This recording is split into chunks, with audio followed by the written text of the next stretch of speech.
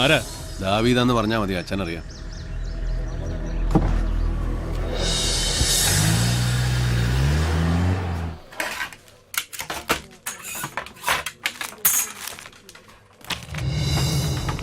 Revenue മന്ത്രി വരട്ടടോ. അയാള് വന്നിട്ട് കാര്യങ്ങൾ അയാൾക്ക് ബോധ്യപ്പെടുന്നുണ്ടോന്ന്. ഏത് നമ്മൾ പറയുന്നതിലെ നേര് അയാൾക്ക് മനസ്സിലാകുന്നുണ്ടോന്ന് നോക്കാം. ഏത് ഇല്ലെങ്കിൽ ഇടുക്കിയിലെ കളക്ടർ ഓഫീസിന്റെ മുന്നിൽ ഞാൻ നിരാഹാരം കിടക്കും. രാഷ്ട്രീയക്കാരന്റെ ചുമ്മാ തട്ടിപ്പ് നിരാഹാരമല്ല, അവിടെ കിടന്ന് ചാവാൻ തയ്യാറായി തന്നെ കിടക്കും. ഏത്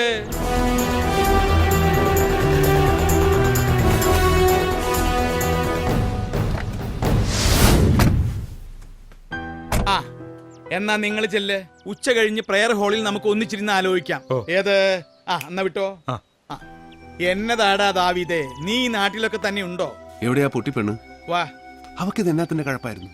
അവള് തന്നെ പറയും. വഴക്ക് പറഞ്ഞ് നീ അതിനെ കരയിപ്പിക്കണ്ട. പാതി ജീവനുള്ളൂ ഇപ്പൊ തന്നെ.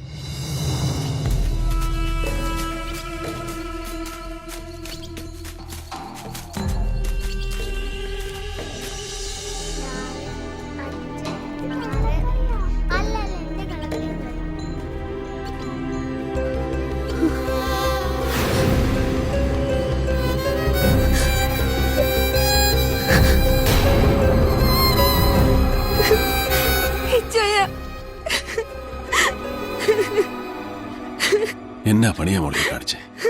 കരയല്ലേ, കരയല്ലേ?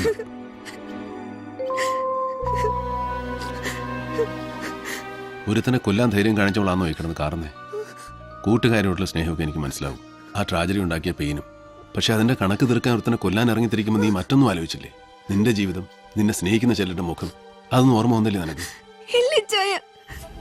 പ്രസ് മീറ്റ് വിളിച്ചു കൂട്ടി അവൻ അർച്ചനെ അറിയുകയല്ലെന്ന് പറഞ്ഞു കേട്ടപ്പോ നടന്ന സത്യം മുഴുവൻ നിഷേധിച്ച് നുണ തന്നെ ഉറക്കം വിളിച്ച് പറയുന്നത് കേട്ടിരുന്നപ്പോ ഞാൻ മറ്റൊന്നും ഓർത്തില്ല. കൊല്ലം തന്നെ തീരുമാനിച്ച ഞാൻ അവന്റെ ഗസ്റ്റ് ഹൗസിലേക്ക് പോയത്. അർച്ചനയുടെ കൂട്ടായിട്ട് ഞാൻ അവിടെ പലതവണ പോയിട്ടുണ്ടായിരുന്നു. പക്ഷെ എനിക്കതിന് കഴിഞ്ഞില്ല. ഇച്ചായ അവനല്ല അവനെ കൊന്നത്.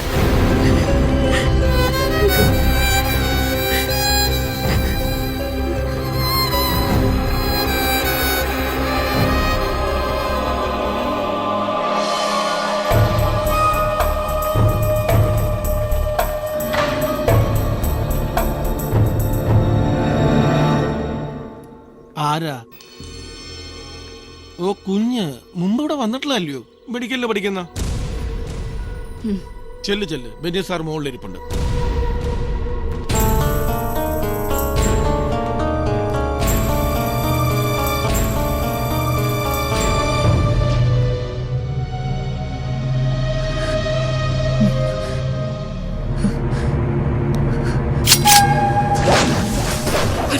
നിനക്കറിയില്ല അല്ലടാ.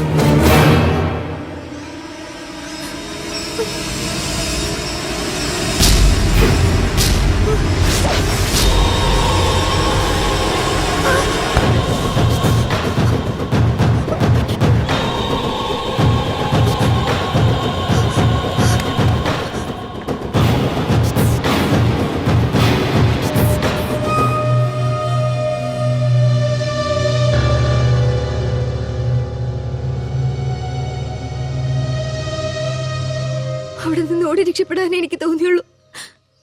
ഞാൻ കൊന്നിട്ടില്ലെന്ന് ആരോട് പറയണമെന്നും അറിയില്ലായിരുന്നു. ഇവിടേക്ക് പോരാൻ തീരുമാനിച്ചു. അതിനുള്ള ധൈര്യം എനിക്കുണ്ടായിരുന്നുള്ളൂ. ഇവിടെ വന്നിങ്ങനെ വിളിച്ചിരിക്കുക.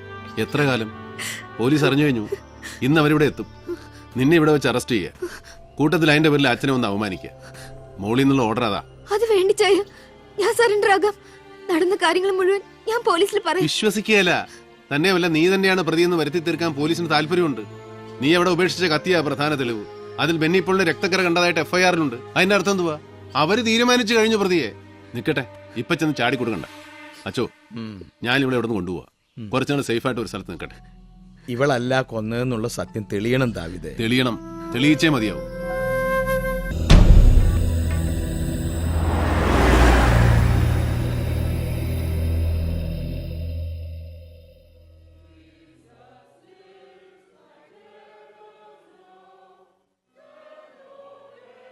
ഈ പെങ്കൊച്ചിനെ ഞാൻ എങ്ങാണ്ടോ കണ്ട് പരിചയമുണ്ടല്ലോ.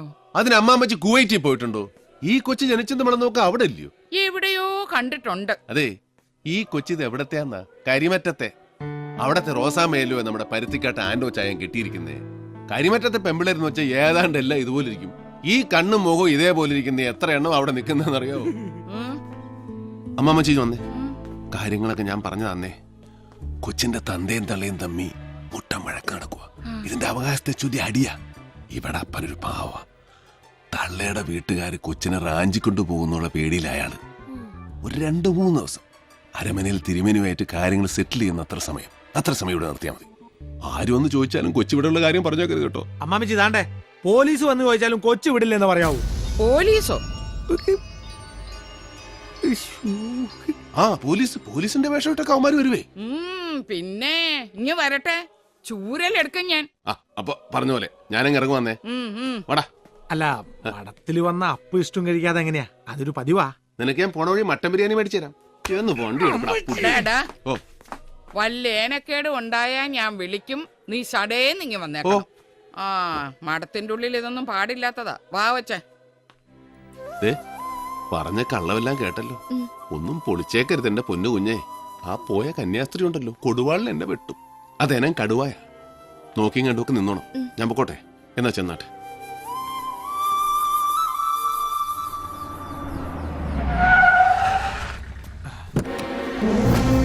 നമസ്കാരം സാർ.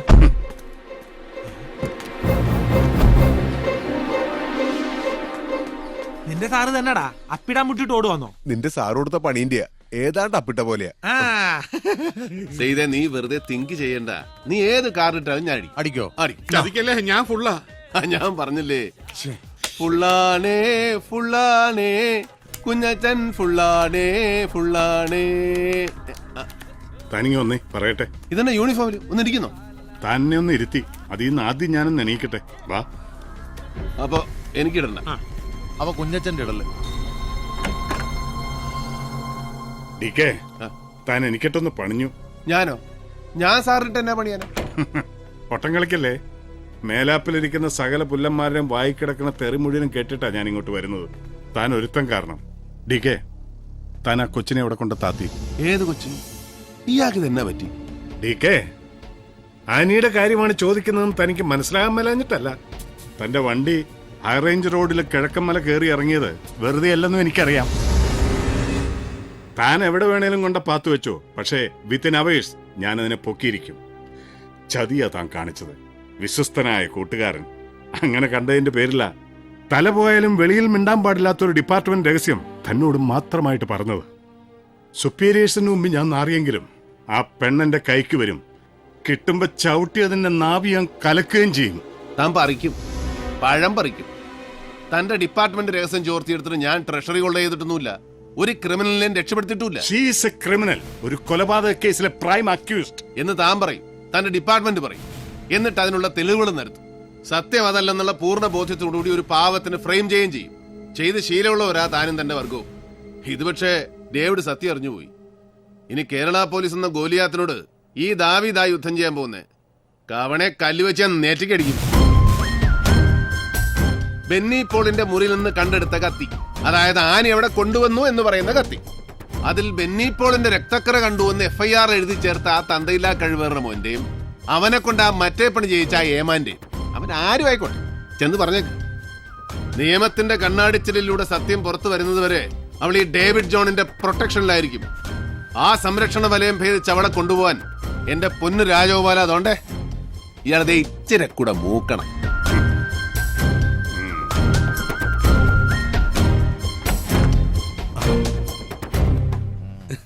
എന്നാ പറഞ്ഞേച്ചും SP അദ്ദേഹം? ഇയാളുടെ അപ്പന്റെ പേരെന്നാ? ഋത്തിക് റോഷൻ. കൃഷ്ണൻ കർത്ത. ആ പുള്ളിക്കാരന് വയറ്റിന് ശരിക്ക് പോകുന്നില്ല. ഞാനൊരു ഒറ്റമൂലി പറഞ്ഞു കൊടുക്കുമായിരുന്നു.